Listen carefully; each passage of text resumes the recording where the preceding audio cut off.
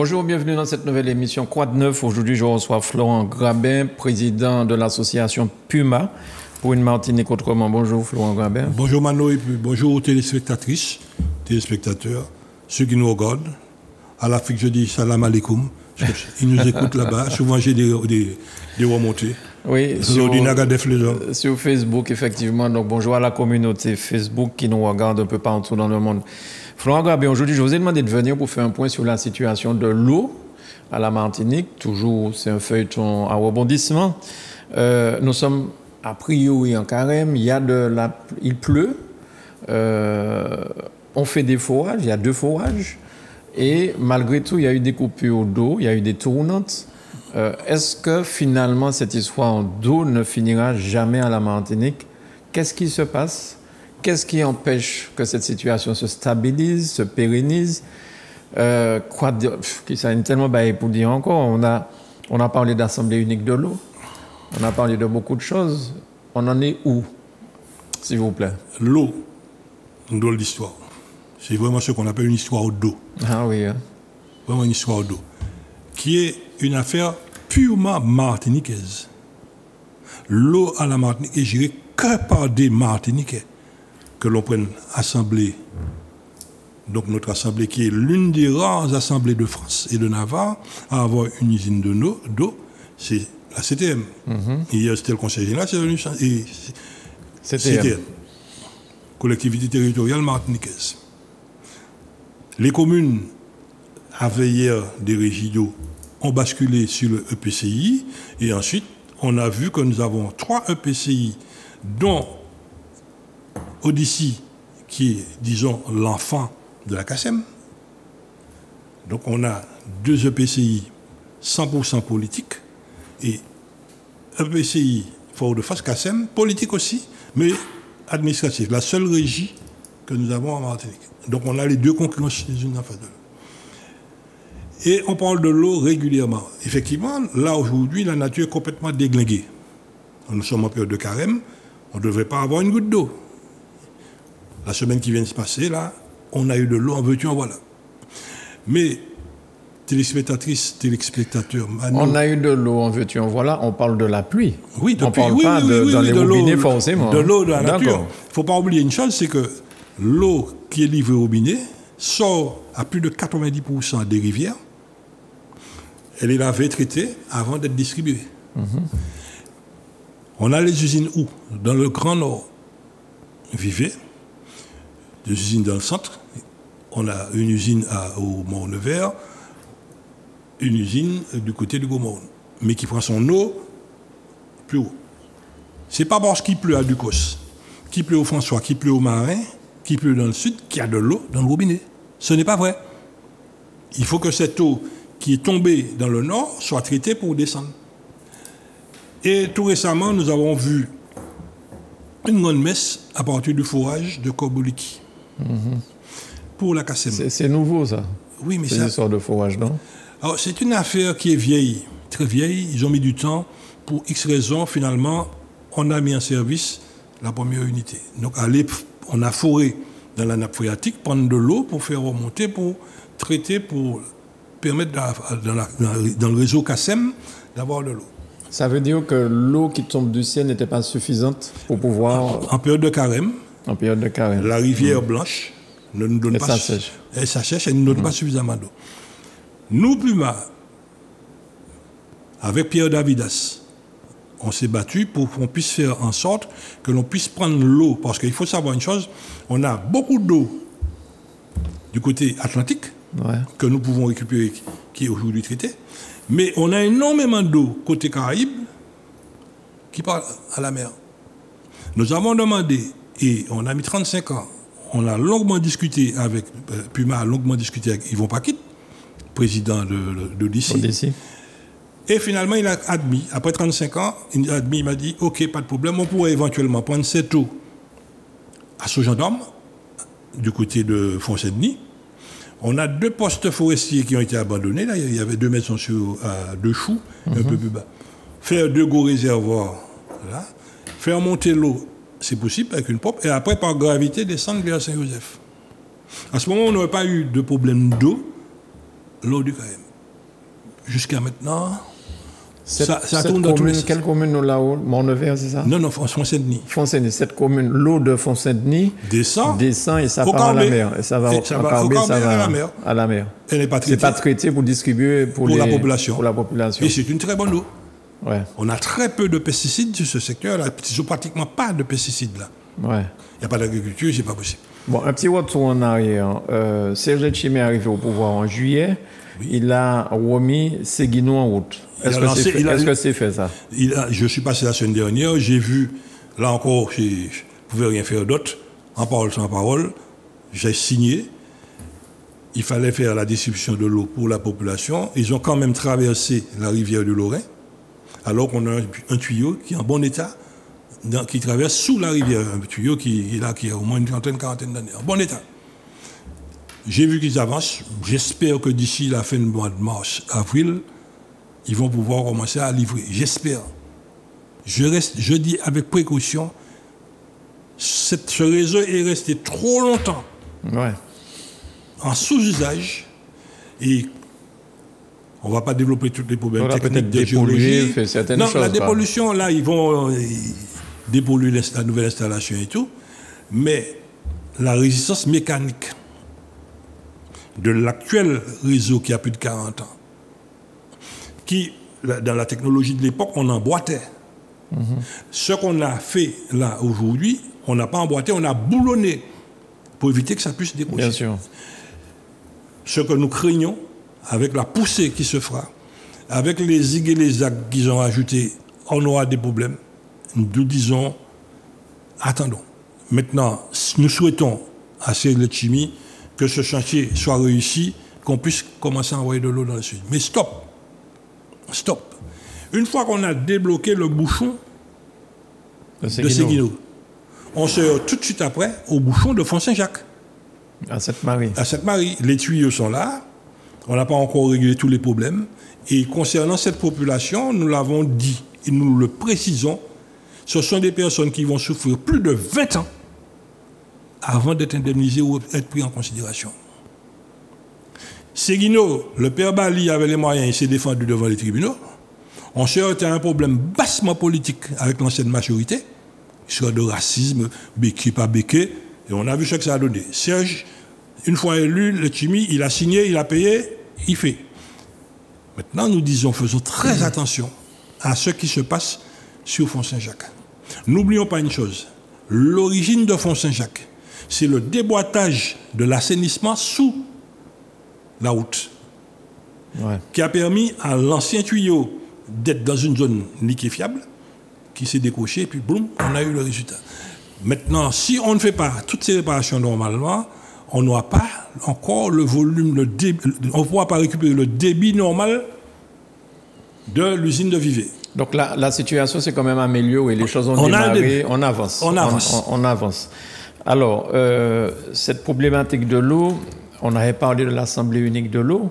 À l'époque de l'élection de la CTM, on en a beaucoup parlé, mais même avant ça. Oui. Est-ce que l'Assemblée unique de l'eau, ça va arranger, améliorer, régler les problèmes de manière à ce que les Martiniquais, ce soit un mauvais souvenir ou quoi? Mais ancien. Assemblée unique de l'eau. Bel mot. Beau mot. Mais qu'est-ce qui empêche de faire ça? On a fait l'Assemblée du transport. On a fait l'Assemblée unique. On a vu ce que ça a donné. Non, politique. Politique, oui. On a vu ce que ça a donné. On a fait l'Assemblée unique sur le transport. On voit ce que ça donne. Tout ce qu'on fait en unique ici, on voit ce que ça donne. Qu'est-ce qui cloche pour l'Assemblée du transport? Pour l'Assemblée du transport. Organisation politique, ce problème de train de vie, enfin, un paquet de problèmes qu'on entend tous les matins dans les coups de gueule sur les radios. Il n'y a pas une personne qui donne un coup de gueule pour dire nous sommes satisfaits. Et quand on voit qu'on a un TCSP qui aujourd'hui circule, et d'après ce que disent les consommateurs, on est transporté gratuitement. Sur un moulin, on rentre dedans, on sort dedans, on ne paye pas. Ah bon? Ben oui. Le transport est gratuit sur le TCSP? Il est devenu gratuit. Pourquoi? Comment? Ils ont décidé politiquement ça? Le public a pris l'appareil en main, le public rentre dans l'outil, ne paye pas, on descend. D'accord. On va où là? Il faut bien mettre du gasoil, il faut bien tout ça. Alors l'histoire d'Assemblée unique de l'eau, Nous avons deux éléments qui nous permettent de dire ça, c'est quelque chose qui va pour nous plomber. La CACEM, régie, dépend entièrement de la Martinique. Entité politique, tout. On voit où est la CACEM. Financièrement, tout. En face, on a deux EPCI. Et ces deux EPCI font un appel d'offres, choisissent un fermier. Là, aujourd'hui, les deux EPCI travaillent avec la SME. La SME, c'est une société qui est ici, la société mère est en France. En France. Mais disons 95-98% du personnel est martiniquais. D'accord. Ultra formés exactement comme pour Odyssey. Des personnes ultra formées. La différence qu'il y a, c'est que dans les EPCI, lorsque vous avez une grosse casse, peu importe le lieu, la SME éjecte tout de suite l'argent qu'il faut pour faire la réparation.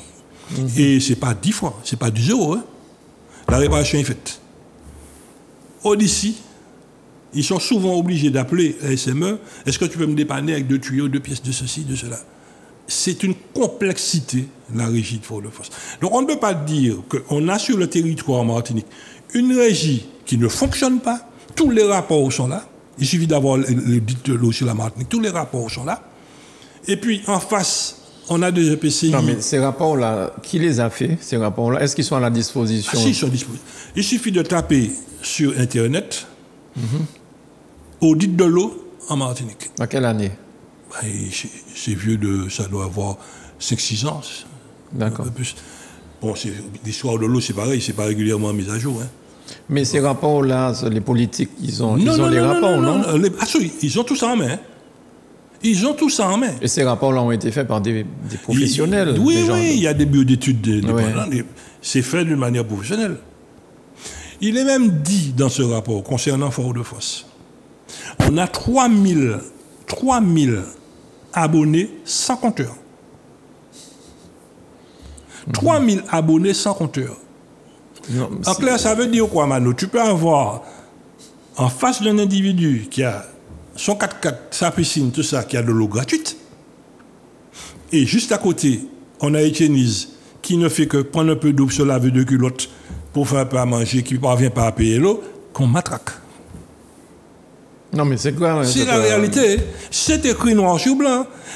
On avait à un moment donné un vol d'eau à Fort-de-France.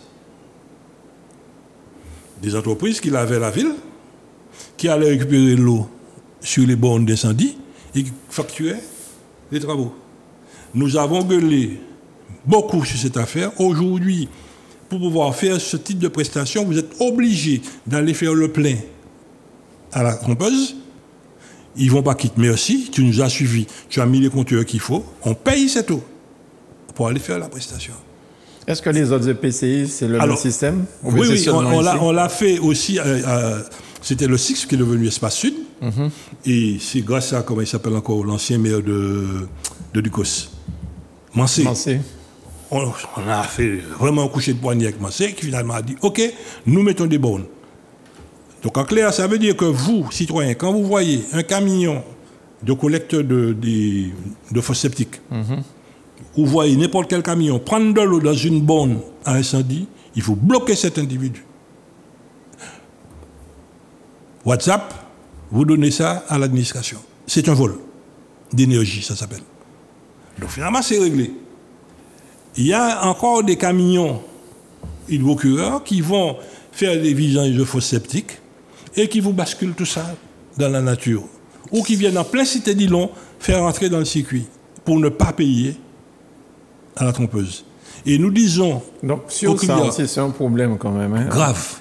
Les gens se font payer pour ce curage de fosses septiques. Ils doivent aller déverser ça à la trompeuse dans les normes. Dans des bonnes conditions. Et ils versent ça simplement à la campagne, dans des bananeraies, un peu n'importe où, depuis au Paraguay. Oui. Alors nous disons aux clients d'exiger du prestataire la traçabilité et de ne payer que lorsqu'il aura ramené le ticket de caisse de la trompeuse. Ouais. Il n'y a que comme ça que nous pouvons chercher à régler le problème. Je suis quand même effaré par tout ce que j'entends ce matin, parce que si tout ce que vous dites là, M. Grabin, président de Puma, pour une Martinique autrement, il y a des rapports qui sont à la portée de tous. Comment se fait-il que tout ça existe toujours? Nous sommes en 2022, oui. Quoi. Pourquoi ça existe toujours? Je te tiens, tu me tiens par la barbichette. Je te donne ça, tu me donnes ça. Ouais. Quand on voit que dans des EPCI, je ne suis pas contre, hein, qu'on paye du personnel grassement, 14 000 € par mois, grassement. Pour un ouvrier normal, 14 000? Ou bien, ça c'est l'administration? Non, l'administration, directeur de chef de service.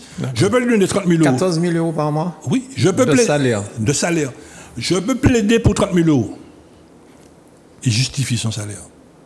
L'actualité récente a montré ce qui se passe en Martinique dans cette affaire. Personnellement, j'ai engueulé lors d'une réunion un de ces cadres qui n'avait pas fait ce qu'il fallait pour connecter le surpresseur de Rivière-Salée. Il suffisait simplement de faire la demande à EDF pour que la connexion se fasse. Nous avons réglé le problème en moins d'une heure. En moins d'une heure. Ce monsieur, il est furieux contre moi, contre nous Puma, parce que nous avons dit, monsieur, la réalité c'est ça. C'est ça.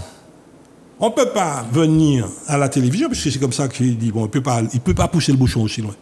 Venir à la télévision, souliers vernis, lunettes parfumées, poupées les yéyé, pâte lélé, et puis, passez-moi l'expression, j'ai du respect pour la population, il n'y a pas d'eau au robinet, et on a subi, il y a 2 ans de ça, l'absence d'eau, où plus de 110 000 abonnés n'ont pas eu d'eau pour se laver.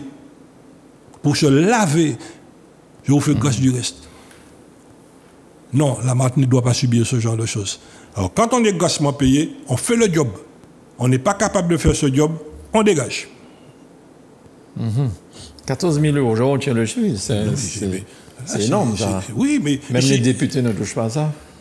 Oui, je crois, je ne sais pas. Je ne sais pas, je ne vais pas m'envacher sur les salaires des maintenant, élus. Alors, la question qui a été posée... Est-ce que la qualité de l'eau, parce qu'il y a tous ces problèmes-là, mais finalement, en bout de compte, l'eau qu'on reçoit dans nos robinets aujourd'hui, est-ce que c'est d'une bonne qualité? Alors, sur ce problème de qualité, nous avons dénoncé et nous n'avons pas cessé de remercier Christian Ursulé, qui a été le premier directeur de l'ARS. Avant, c'était la DAS. La DAS nous disait, dégagez, il n'y a rien à voir.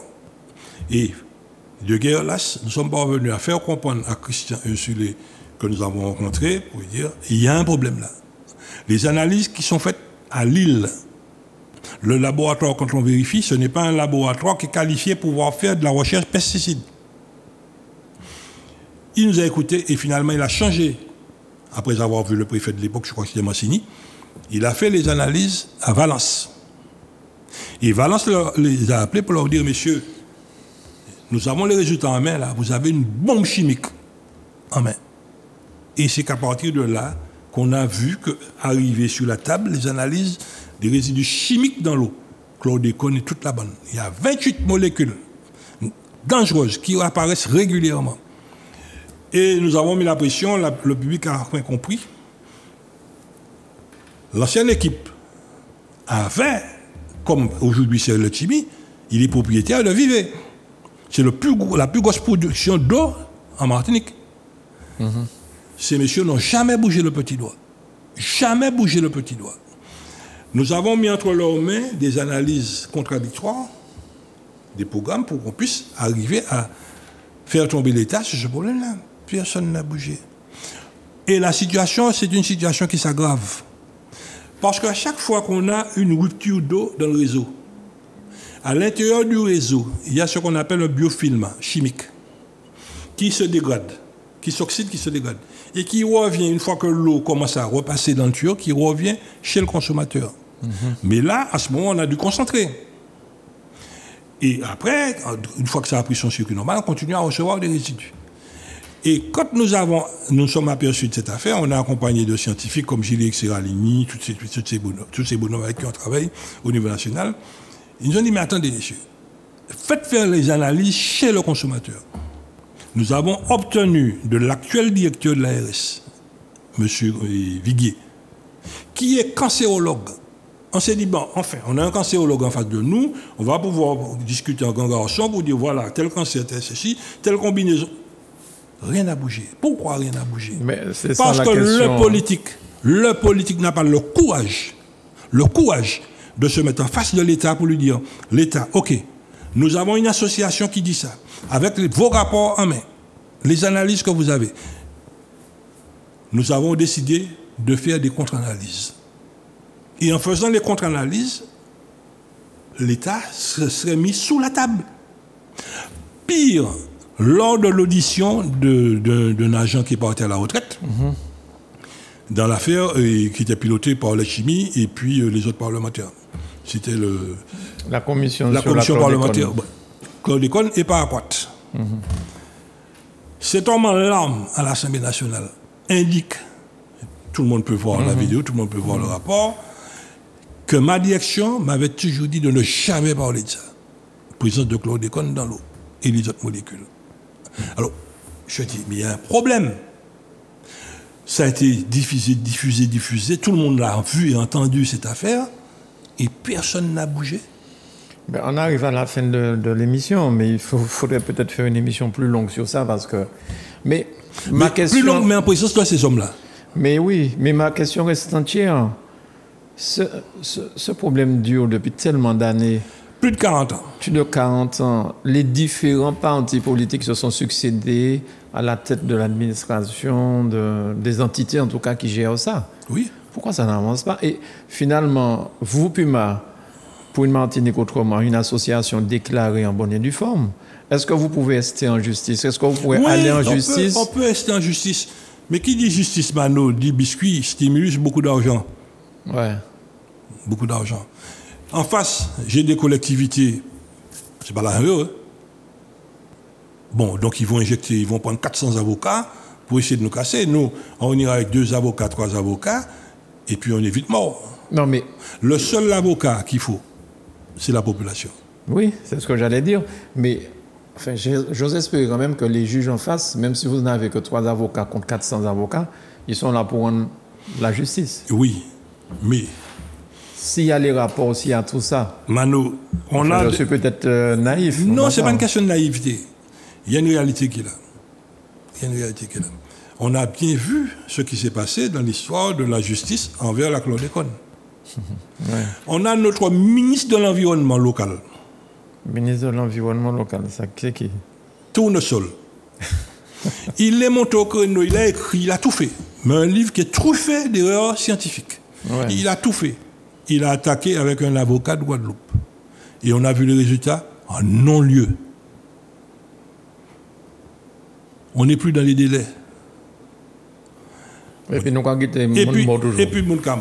Oh, il est ministre local de l'écologie. On va dire qu'il était, puisque c'était l'ancienne équipe de M. Marie-Jeanne. Mais on l'entend là, on l'entend souvent. C'est vraiment ce que, bon, on ne dirait pas du mal de lui. Laissons-le faire ses affaires. Ouais. Il a évacué. Et on a eu le ministre de la Santé. Alors, ce ministre de la Santé, je lui ai donné le rapport. La Santé ici ou bien Martinique. Martinique, c'était qui?